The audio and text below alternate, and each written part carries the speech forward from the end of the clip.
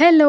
இன்னிக்கும் ஐம்பெரும் காப்பியங்கள்ல ஒரு கதையான குண்டலகேசி அப்படிங்கிற கதையுடைய சுருக்கத்த தாங்க பார்க்க போறோம். இந்த கதையில முக்கியமான கதாபாத்திரம்னு பார்த்தீங்கன்னா 2 பேர். ஒண்ணு பத்திரை, இன்னொன்னு சத்துவான். சரி, இந்த கதை எந்த இடத்துல ஆரம்பிக்குது? சோழவள நாட்டுல காவிரிப்பூம்பட்டினம் அப்படிங்கிற நகரத்துல வணிகர் குலத்துல பிறந்தவ தாங்க பத்திரை. ஒரு பெரும் செல்வந்தரின் மகளா பிறந்ததுனால அவளுடைய மாளிகையில அவளுக்கு கிடைக்காத வசதிகளும் கிடையாது. அவள் கேட்ட பொருள் எல்லாமே அவளுடைய தகப்பனார் வாங்கி கொடுத்துருவார். இதுதான் அவளுடைய குணம். ஒரு நாள் அவ மாடியில நின்னு தன்னுடைய தோழிகளோட பேசிக்கிட்டு இருக்கா. அப்ப காவலர்கள் ஒரு கள்வனை இழுத்து கொண்டு போயிட்டு இருக்காங்க. அந்த கள்வனை பாத்திர மாத்திரத்திலேயே பத்திரை காதல் கொள்றா. சரி, அந்த கள்வன் யாரு அப்படின்னா அவன் பேரு சத்துவான். அவன் ரொம்ப நாட்களா பிடிபடாமல் இன்று பிடிபட்டு இருக்கான் அப்படிங்கிறது தெரிய வருது. தன்னுடைய தகப்பனார் இடத்துல போயிட்டு பத்திரை இந்த சத்துவான் அப்படிங்கிற கள்ளனை நான் கல்யாணம் பண்ணிக்கணும் அப்படின்னு சொல்றா. எல்லா பெற்றோர் மாதிரியும் அவர்களும் இதை எதிர்க்கிறாங்க. ஆனால் நல்ல விஷயத்துக்காக அவங்க எடுத்து இதை சொல்றாங்க. ஒரு கள்ளனை நீ கல்யாணம் பண்ணிக்க முடியாது, அது உன் வாழ்க்கையை மாற்றிடும் அப்படின்னு சொல்றாங்க. ஆனால் அவள் பிடிவாதமாக அவனை தான் நான் கல்யாணம் பண்ணிக்குவேன் அப்படின்னு சொல்றா. சரின்னு சொல்லி அவளுடைய தகப்பனார் என்ன பண்ணுறாருனா, விலை உயர்ந்த பொருட்கள் எல்லாத்தையும் எடுத்துகிட்டு போய் அரசர்கிட்ட கொடுத்து அந்த சத்துவானை மீட்டு கொண்டு வராரு. கொண்டு வந்ததும் மட்டுமல்லாமல் சத்துவானுக்கும் பத்திரைக்கும் திருமணம் நடக்குது.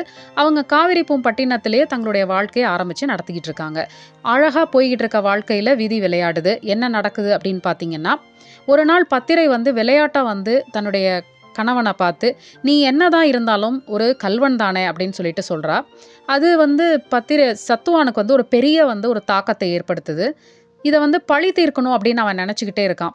அப்போ பத்திரை கிட்ட ஒரு நாள் சொல்கிறான், இந்த மாதிரி நான் விடுதலை ஆயிட்டேன் அப்படின்னு சொன்னால் குலதெய்வ கோயிலுக்கு நான் வரதா வேண்டியிருக்கேன். அதனால் இந்த மலை உச்சியில் இருக்க குலதெய்வ கோயிலுக்கு நம்ம 2 பேரும் போவோம் வா அப்படின்னு சொல்லி கூப்பிட்டுட்டு போகிறான்.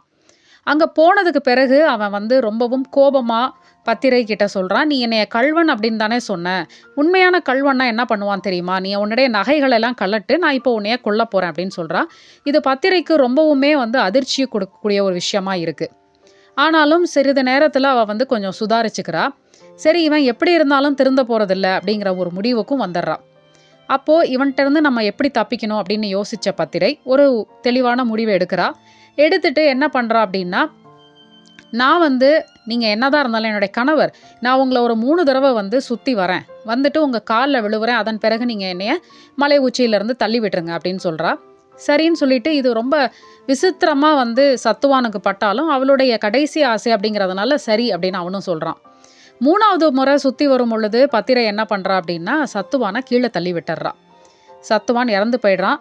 என்னதான் இருந்தாலும் காதல் கணவன் அப்படிங்கிறதுனால அவளுக்கு மிகவும் ரொம்ப அழுகை வருது. ஆனால் அந்த அழுகை பிரயோஜனம் இல்லாத ஒரு அழுகையாக இருக்குது. ஏன்னா அவளுக்கு ஆறுதல் சொல்ல யாரும் இல்லை. மறுபடியும் காவிரிப்பூம்பட்டினத்துக்கு அவளுக்கு போக விருப்பமும் இல்லை. அதனால் கால் போன போக்கிலே அவள் போய்கிட்டு இருக்கா.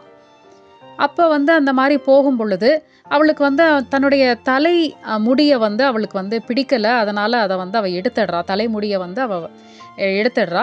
எடுத்துறதுக்கு பிறகு அவள் நடந்து போய்கிட்டே இருக்கா. பலவிதமான காரியங்கள் எல்லாம் பார்க்குறா. அப்போ பௌத்த மதத்துக்குள்ளே அவள் போகிறா.